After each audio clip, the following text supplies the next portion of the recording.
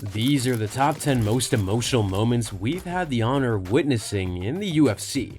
Moments that stopped time, moments that choked us up, moments that reminded us this sport isn't just about knockouts and tapouts.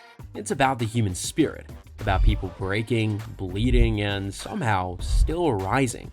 And yeah, there are plenty to choose from, but these 10, these cut deep. These are the ones that live rent-free in every MMA fan's soul. Let's dive in. Some title wins feel routine, some feel inevitable, and then there's the moment Charles Oliveira became champion. This was a decade of scars, doubts, and whispered mockery, erased in gold. See, Charlie Olives wasn't supposed to make it. As a kid, he was nearly sidelined by a rare condition. Doctors said he might never walk again, but he fought. He kept walking, kept pushing. And when he got to the UFC, he stumbled. He folded under pressure, quit in the fire. Fans labeled him soft, not championship material, a quitter. What they should talk about is what came next. The evolution, the grind, the quiet years, the submissions, the knockouts, the violence sharpened by pain. Charles didn't just get better, he became undeniable. And finally, after 28 UFC fights, after 11 years of setbacks and scars, he stood across from Michael Chandler one round from disaster, nearly finished. Then came round 2. A laser left hook, Chandler dropped, Oliveira pounced, TKO. The doubted, the discarded, the quitter, now the undisputed lightweight champ. Michael Chandler lay crumpled. The crowd roared. The belt wrapped around his waist, and Charles Oliveira broke again, dropped to his knees, clenched his belt like a precious toy, crying like a man who just clawed his way out of hell, because he did. That night, the Oliveira began, and the UFC had its most unlikely king. There are late bloomers, and then there's Glover Teixeira. When he first touched the UFC canvas, Barack Obama was still in his first term. He was already 32, already too old by MMA standards. Then he lost to John Jones, got rocked by Rumble, flattened by Gustafsson. Everyone wrote him off as another almost, but he never left, never complained, never begged for clout. He just fought, again and again and again. Then came UFC 267, Glover, 42 years old, facing Jan Blachowicz, a knockout artist riding high. Nicknamed the Polish Power, he claimed head after head with each fight, sending his opponents to another dimension. So naturally, no one picked the 42-year-old Glover except Glover. Everyone was just waiting for it, the moment Jan would land, the moment old man Glover would get rocked. Instead, he took Jan down, passed like it was light work, and choked him out in the second round. The MMA world sat stunned in silence. Glover Teixeira, 42 years old, was the undisputed light heavyweight champion.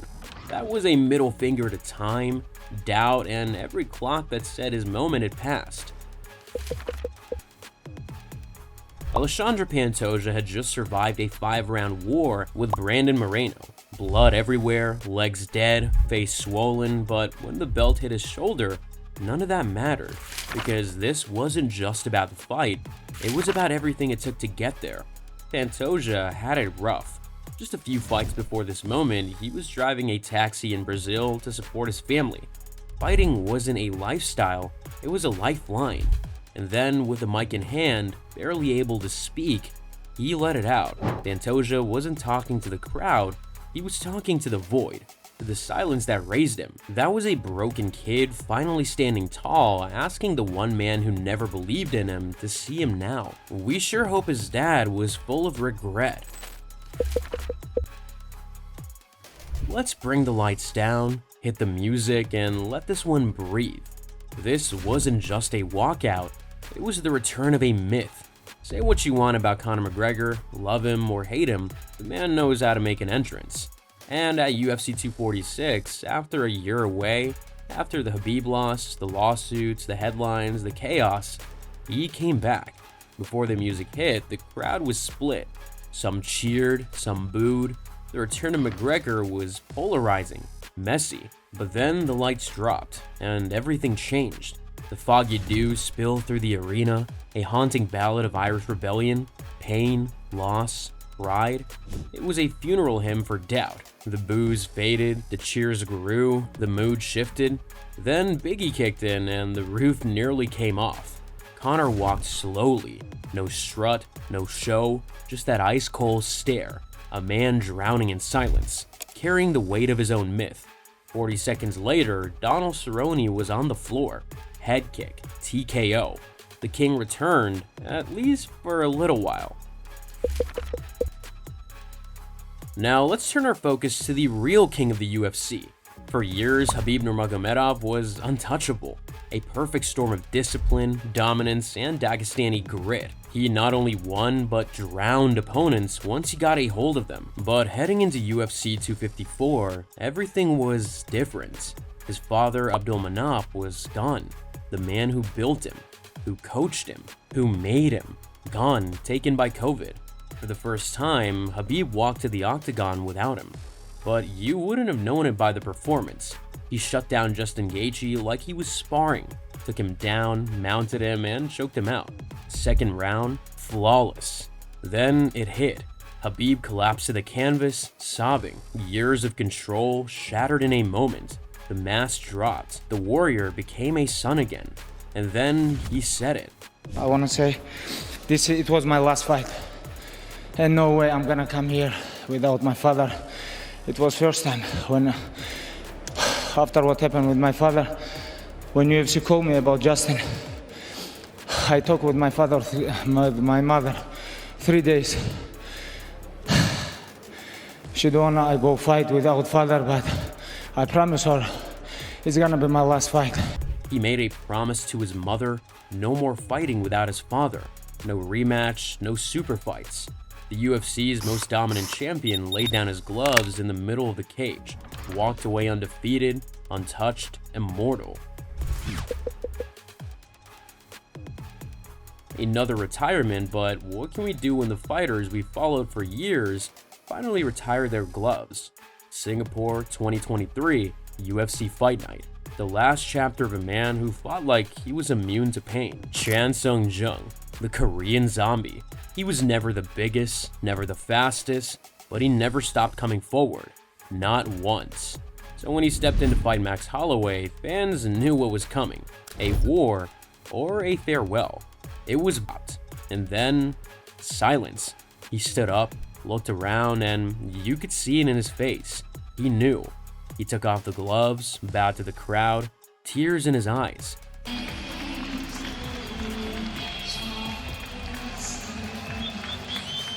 He probably knew that he was getting a farewell, but man, what a farewell it was.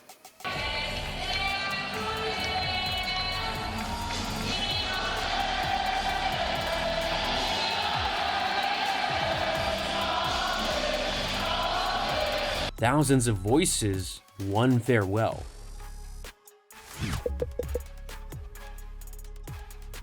There's injured, and then there's Dominic Cruz injured. Multiple ACL tears, groin surgeries, years on the shelf. People forgot about Dominic Cruz. Hell, the division moved on without him. He became the guy on commentary, the used-to-be champ footnote. After only fighting once in 5 years due to all the injuries, Cruz walked into the cage against TJ Dillashaw, the man holding the belt he never truly lost.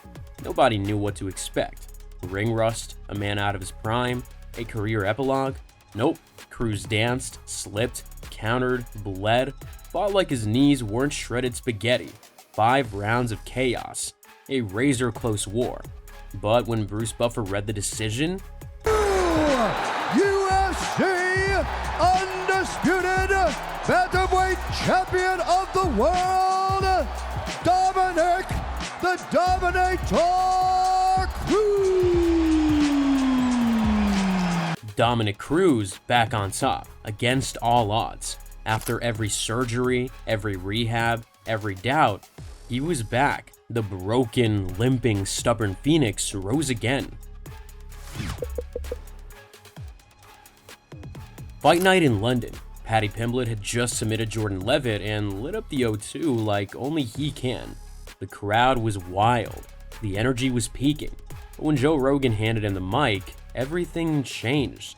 Paddy took a deep breath, and then dropped a bombshell. I woke up on Friday morning at 4 a.m. to a message that one of my friends back home had killed himself. This was 5 hours before me weigh-in. So Ricky, lad, that's for you. But the arena went silent. Paddy, still breathing heavy from the fight, looked out into the crowd and said what needed to be said.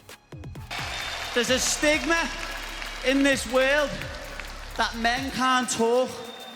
Listen, if you're a man and you've got weight on your shoulders and you think the only way you can solve this by killing yourself, please speak to someone. And in a sport built on violence, that night, Paddy showed the world what real strength looks like. UFC 214, the rematch. Daniel Cormier versus Jon Jones, the most bitter rivalry in MMA. Years of trash talk, press conferences, drug tests, and deep personal hate. Cormier was a down-to-earth good guy. Jones was anything but. Opposites in every way. But for DC, this wasn't just another title defense. This was the fight, the one he had to win, the one that defined everything. The first fight, he lost, but this time DC was ready, locked in, focused. He was winning rounds, landing shots, closing distance. Then came the head kick and a few punches to the back of the head for good measure. Jon Jones did it again. DC tried to get up. He stumbled. Didn't know what happened. Then came the post-fight mic. Daniel, give us your thoughts right now. I don't know, man. I thought the fight was going well. I don't even know what happened. The tears, the confusion, the heartbreak, because Cormier stood for everything the sport claims to value. Hard work, clean living, respect, and still he couldn't beat him. A great man, broken, and every fan watching knew that that one hurt. Matt Hughes was a legend already, a Hall of Famer, a two-time UFC welterweight champ, one of the most dominant wrestlers to ever set foot in the octagon.